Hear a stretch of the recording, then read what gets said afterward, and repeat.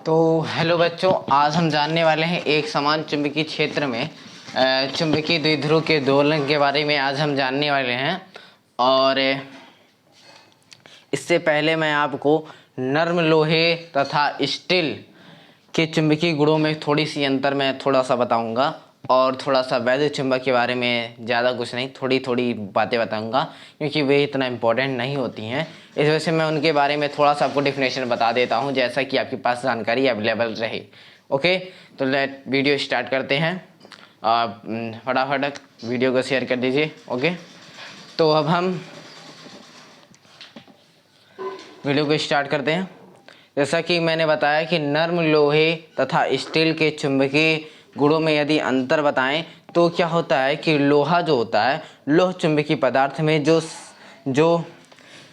शैथिल्य वक्र, ठीक है, शैथिल वक्र से उसके चुंबकीय गुणों का अध्ययन किया जा सकता है। ठीक है, लोह चुंबक का अध्ययन हम शैथिल्य वक्र से उसके चुंबकीय गुणों का अध्ययन कर सकते हैं। और नर्म लोहे का शैथिल्य वक्र स्टील के शैथिल्य वक्र के क्षेत्रफल से कम होता है। स्टील के लोहे का स्टील जो स्टील वक्र होता है वो स्टील के स्टील शैथिल वक्र की अपेक्षा क्या होता है, क्षेत्रफल उसकी कम होती है। ठीक है, और इन वक्रों को इन वक्रों को के अध्ययन से नर्म लोहे तथा स्टील के बीच हम क्या कर सकते हैं कि बीच चुंबकीय गुणों का हम अध्ययन कर सकते हैं। जैसा कि पहले यदि बताएं तो चुंबकशीलता के बारे में, तो चुंबकशीलता में क्या होता है कि चुंबकशीलता में H के समान H के समान मान के लिए मान लीजिए उनके पास जो H का समान है। ठीक है,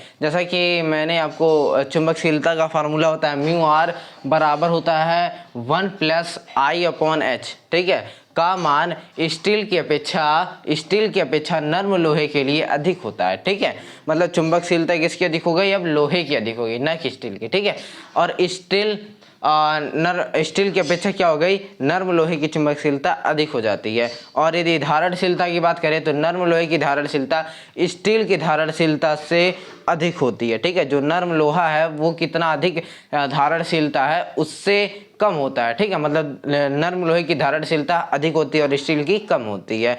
और यदि निग्राहिता की बात करें तो नर्म लोहे की निग्राहिता स्टील की निग्राहिता से कम होती है, मतलब स्टील की जो निग्राहिता होती है वो ज़्यादा होती है और नर्म लोहे की जो निग्राहिता होती है वो कम होती है। यदि शैथिल ह्रास की बात की जाए तो नर्म लोहे के लिए IH का जो वक्र बनेगा, आपके पास IH का जो वक्र बनेगा द्वारा घिरा क्षेत्रफल, यदि IH के द्वारा जो बना वक्र है उसके द्वारा घिरा क्षेत्रफल स्टील की अपेक्षा कम होता है। ठीक है, और अति एकांक आयतन के लिए नर्म लोहे का जो शैथिल्य ह्रास स्टील की अपेक्षा क्या होता है, कम होता है। ठीक है, स्टील की अपेक्षा कम होता है।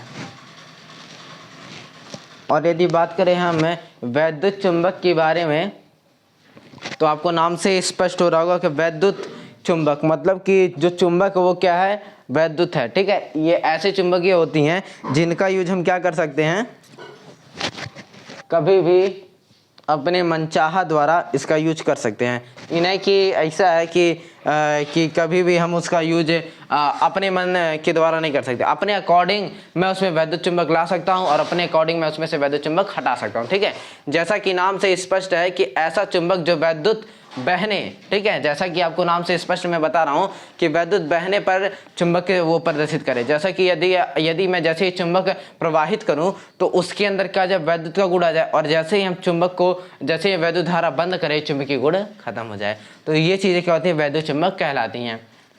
दैट्स आपको नॉलेज थोड़ी सी चाहिए थी और कुछ नहीं। ठीक है, अब हम अपना मेन टॉपिक मतलब कि जिस टॉपिक के लिए इस वीडियो को मैंने लिया है, एक समान चुंबकीय क्षेत्र में चुंबकीय द्विध्रुव के दोलन। ठीक है, और ये भी एक इम्पॉर्टेंट टॉपिक है। इसके फॉर्मूले पे आपके न्यूमेरिकल पूछे जाते हैं। ओके, तो दिस इज़ वेरी इंपॉर्टेंट और ये आपका लास्ट टॉपिक होने वाला है इस चैप्टर का। और मैं देख लूँगा कि यदि कुछ टॉपिक छूटेंगे तो अगली लेक्चर बनाई जाएगी, वरना यही आपका एक लास्ट लेक्चर है इस चैप्टर का। ठीक है, तो देख सकते हैं 5 चैप्टर हमारा ख़त्म हो गया ऐसे ही, और 6, 7, 8 चैप्टर बचा रहेगा फर्स्ट में, फिर सेकेंड स्टार्ट हो जाएगी। ठीक है, तो देन अब हम इसको प्रूफ करते हैं। तो जैसा कि लिखा है एक समान चुंबकीय क्षेत्र में चुंबकीय द्विध्रुव के दोलन। तो जानेंगे क्या कि माना यदि मान लीजिए आपके पास एक पतली चुंबक, क्या एक पतली सुई है जो, लेकिन वो सुई कैसी चुंबकीय सुई है, ठीक है, एक पतली चुंबकीय सुई एक समान चुंबकीय क्षेत्र, मतलब चुंबकीय क्षेत्र है तो उसको बी से प्रदर्शित करेंगे, सिंपल सी बात है, में रखी जाती है, ठीक है, में रखी जाती है। देन इसे साम्य स्थिति में थोड़ा सा, क्या साम्य स्थिति में थोड़ा सा यदि हम विस्थापित करके, क्या यदि वो साम्य स्थिति में है, यदि हम उसे थोड़ा सा विस्थापित करके छोड़ने पर वो क्या होगा, कोणीय सरल आवृत्ति, क्या कोणीय सरल आवर्त गति करने लगती है, कोणीय सरल आवर्त गति करने लगती है। और यदि माना कि सुई का चुंबकीय आघूर्ण m हो, ठीक है, माना यदि सुई का जो चुंबकीय आघूर्ण है वो m है, तो चुंबकीय आघूर्ण हम तो m लेते ही हमेशा, ये तो बात फिक्स है।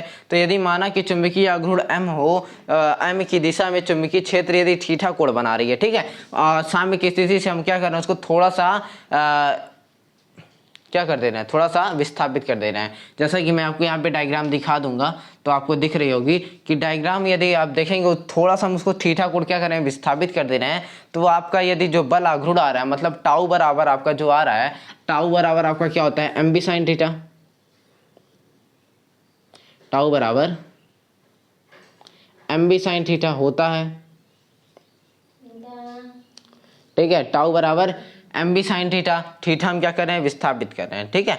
और यदि मान लीजिए कि यदि इसमें जड़त्व आघूर्ण आई हो तथा और इसका जो कोणीय त्वरण है वो क्या हो, आपका अल्फा, कोणीय त्वरण क्या हो आपका अल्फा, तो आई अल्फा किसके बराबर हो जाएगा, टाउ के, ओके। तो देख सकते हैं आई बराबर किसके हो गया, टाउ अल्फा के, सॉरी टाउ बराबर हो गया आई अल्फा, तो टाउ के जगह इसकी वैल्यू रख दूंगा तो मैं आई अल्फा हो जाएगी ये। देन इक्वल आपका एम बी साइन थीटा। अब यदि मैं अल्फा की बात करूं तो अल्फा बराबर M B sine theta upon में आ गया आई, अपॉन में आ गया आई। देन हम क्या कर सकते हैं, यदि मैं sine theta equal to theta का मान लूँ तो आपका एम बी थीटा अपॉन में आई, अल्फा बराबर ये आ गया, ठीक है। और यदि आप मान लीजिए अल्फा बराबर क्या, यदि अल्फा बराबर ओमेगा स्क्वायर थीटा रहे, ठीक है, यदि अल्फा बराबर माइनस ओमेगा स्क्वायर थीटा रहे, यदि कोणीय सरल आवृत्ति की यदि प्राथमिक समीकरण देखा जाए तो अल्फा बराबर ओमेगा स्क्वायर थीटा होता है, ठीक है। तो देन आपका ओमेगा स्क्वायर बराबर क्या हो जाएगा, ओमेगा स्क्वायर बराबर हो जाएगा आपका अल्फा अपॉन थीटा, ठीक है। और यदि आप यहाँ से यदि अल्फा अपॉन आप थीटा कर लीजिए तो आपका एम बी अपॉन आई बचेगा कि नहीं, ठीक है। तो यहाँ से आपका ओमेगा स्क्वायर बराबर आपका आ जाएगा अल्फा अपॉन थीटा, तो अल्फा अपॉन थीटा की जब हम वैल्यू रख सकते हैं तो आपका क्या आ जाएगा, यहाँ पे ओमेगा स्क्वायर बराबर आपका एम बी अपॉन आई आ जाएगा, ठीक है। और ये देखें ओमेगा बराबर आपका क्या होता है, ओमेगा बराबर आपका क्या होता है, टी अपॉन टू पाई होता, sorry two pi upon T होता है, ओके।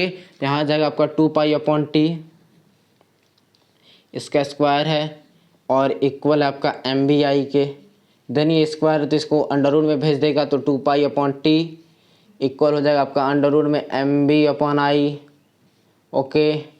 तो आपका अब ये क्या कर देंगे, पलट देंगे तो आपका टी अपॉन टू पाई बराबर आ जाएगा आपका अंडर रूट में I upon M B, okay. Then आपका टी बराबर आपका क्या आ जाएगा, ये डिवाइड है तो कहाँ चल जाएगा, मल्टीप्लाई में under root I upon M B, ठीक है। दिस इज सॉल्व क्वेश्चन, मतलब क्वेश्चन ये डेरिवेशन आपका सॉल्व हो गया, ओके। तो यही था आपका, ज़्यादा कुछ थे नहीं, यही आपका एक प्रूफ था। इस पे आपका आता है न्यूमेरिकल आ जाता है, तो यही चीज़ आपके लिए इम्पोर्टेंट बन जाती थी इस चैप्टर से, क्योंकि इस पे जो न्यूमेरिकल आती है तो बच्चे थोड़ा समझ नहीं पाते हैं कि ये कौन सा आपका ये क्या हो जाता है कि आपका कौन सा यहाँ पे फार्मूला आ गया भैया, ये चीज़ें बच्चे समझ नहीं पाते हैं, ठीक है। तो सिंपल सा ये आपका फार्मूला था, आपका एक समान चुंबकीय क्षेत्र में चुंबकीय द्विध्रुव के दोलन, ठीक है। तो आपका ये हो गया। अब इसके लिए कुछ न्यूमेरिकलें तो आपको दी जाएंगी और कुछ न्यूमेरिकलें बताई भी जाएंगी और कुछ न्यूमेरिकलें आपको दी भी जाएंगी। और जो प्रीवियस पेपर जब लगवाया जाएगा तब तो एकदम मज़ा ही मज़ा रहेगा। तब वहाँ तो प्रीवियस पेपर में तब तो पूछिए मत, क्या मज़ा आएगा उसमें, ठीक है। तो मिलते हैं अगले वीडियो में, तब तक के लिए चैनल को शेयर कर दीजिए और लाइक करिए वीडियो को, ओके। जय हिंद, जय भारत। और अगला सेक्शन आपका आने वाला है चैप्टर 6, अगला सीजन आपका आएगा चैप्टर 6, और वहाँ से आपको न्यूमेरिकल, अभी न्यूमेरिकल का मैराथन तैयार कर दे रहा हूँ और आपको मिल जाएगा जल्दी जल्दी। बिकॉज मैं इस वजह से नहीं बना पा रहा हूँ, थोड़ी सी मेरी एग्जामिनेशन है जिसकी वजह से मेरा ये महामैराथन बनाने में थोड़ी सी देरी हो रही है। महामैराथन जितना लेट होगा उतने चैप्टर के उसमें ऐड होते रहेंगे न्यूमेरिकल। महामैराथन मैं 2 भागों में भी डिवाइड कर सकता हूँ, ठीक है। तो ये चीज़ें महामैराथन में आपको 5 चैप्टर तक मिलेगी महामैराथन, और जो दूसरा महामैराथन होगा उसमें 6, 7, 8 के पूरे न्यूमेरिकल रहेंगे। ओके, मिलते अगले वीडियो में, तब तक के लिए जय हिंद जय भारत।